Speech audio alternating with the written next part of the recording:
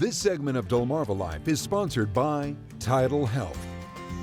In one way or another, cancer has touched all of our lives, either directly or indirectly. Whether it's a diagnosis we carry ourselves or one that strikes someone we love, life is never the same again. No, and in the moments that follow, compassion, connection, and access to care are more than just ideals. They're critical lifelines that mean that no one has to face this disease alone. It's part of the mission of TidalHealth's Richard A. Henson Cancer Institute.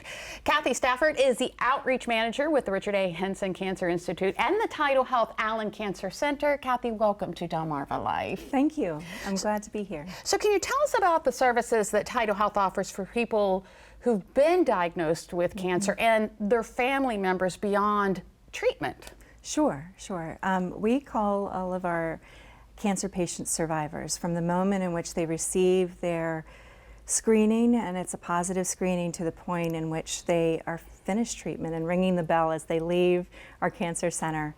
And when we talk about survivorship, we tend to think, how can we make their life more well-rounded, even in the midst of one of the most devastating pieces of information? So the programs that we provide is connections to our local community organizations, like the MAC Center's survivorship program, and we have a program for women supporting women. The American Cancer Society does a number of wonderful things, Unstoppable Joy. So those are what we do.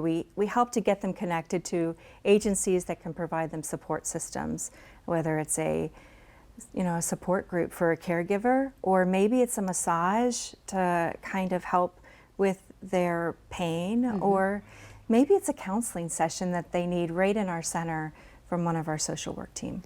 Okay. So what is cancer survivorship and the journey that goes with that? So as they're in the journey of knowing what they have, identifying what treatment services that they need, survivorship really plays the role of, how can I live past this point of my life where I'm in the middle of treatment, and then how can I carry on with the effects of treatment? Sometimes the effects of treatment can last for years and beyond. And many of our immunotherapies now are asking patients to come back almost every day, but people are living longer. It's no longer just like a death sentence. Thank God. It's an opportunity for people to extend their life and enjoy life more. So the journey really is not just like, okay, it starts here and it ends here.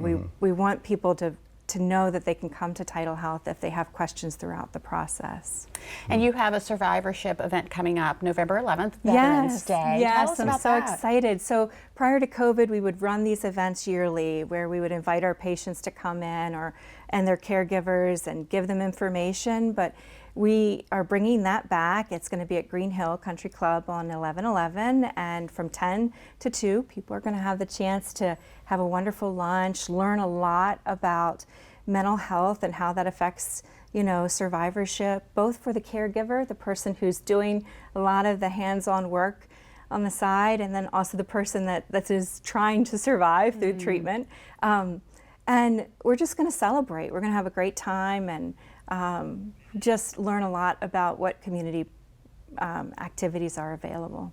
So you're also involved with Relay for Life, right? Yes. There's a couple events coming up. Why don't you share some of that information? Yeah, so the Relay for Life in Sussex County is going to be, I believe, on the 9th, and the one that's in Wicomico County is on the 19th. Is that? The 6th is the first one, the 19th 6th. is the second one. Thank you. I appreciate you correcting me. I would be in trouble if I didn't get that right.